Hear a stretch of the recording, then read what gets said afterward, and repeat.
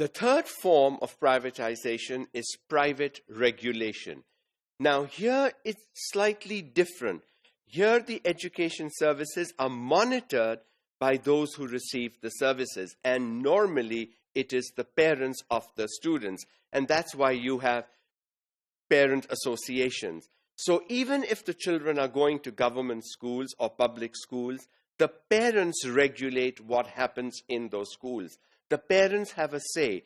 So they are not monetarily involved. They have not started their own institution, but they regulate what happens at the institution where their children are going. So there is this outside influence or outside interference, whichever way you might want to look at it, whether the school is government, religious, private, for-profit, not-for-profit, doesn't matter. The bottom line is education for my children, and if I need to, as the parent, I will interfere. They will make sure that the education is of satisfactory standard, either by refusing to enroll at poor quality schools or by demanding better services. So, improve, or we are going to take our children away from here.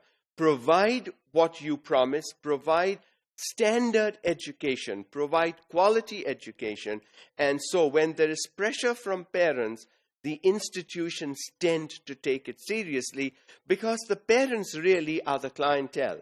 They are the ones who are sending their children, whether they are paying for them completely, partially, not at all, is not relevant. The fact that the parent sends their children to my institution should make the parent responsible to interfere if the institution is not providing the standard and quality of education it promised. Privatization can include giving parents more choice over what goes on in schools or what types of schools are available, even where all these choices are within the public sector.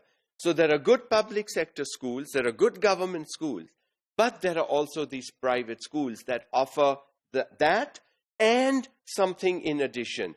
Otherwise, I could send my child to the public or the government school.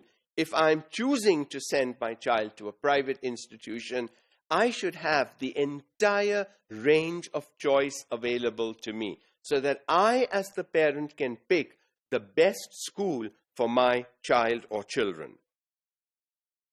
Also, governments can regulate education. States often set compulsory schooling laws and monitor schools' performance. So whether the school is private or public, religious, whatever, the government must have certain set of standards, guidelines, directions that all schools need to follow. And then somebody has to make sure by monitoring, by visiting the schools, by checking that those guidelines and regulations are being followed. Accountability then becomes critical.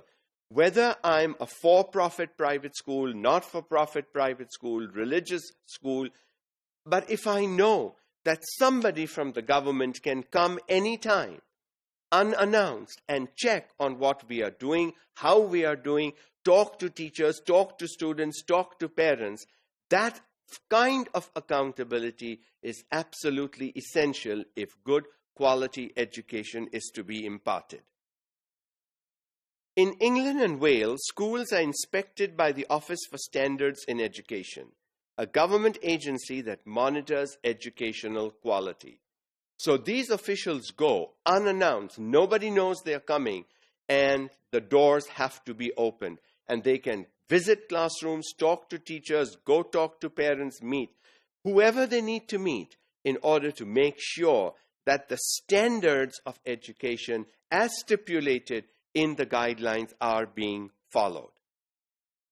In Denmark, all schools, whether they be privately operated or run by the state, must meet state accountability requirements with regard to teacher licensing, a core curriculum, and academic standards for students, which means even hiring of teachers is controlled.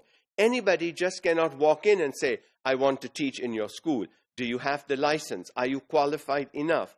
Are we teaching the core curriculum as laid down in the standards? And What are the academic standards that we expect of our students? In other words, what is it that the student will do to show us that the outcomes of education are achieved? If the outcomes are not achieved by the student, no matter what kind of teacher you have or no matter what top quality core curriculum you teach, it is not going to work.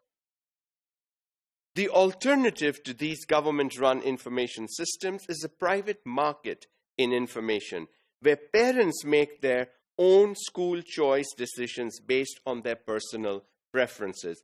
And this is really what happens here in Pakistan. We have lots of private schools, and they are all of different standards and quality, but as the parent, I decide where I want my child to go. I do not have to pick the school closest to where I live. I may choose and pick a school that is much further away from where I live simply because of the reputation of the institution in terms of providing quality education for its students.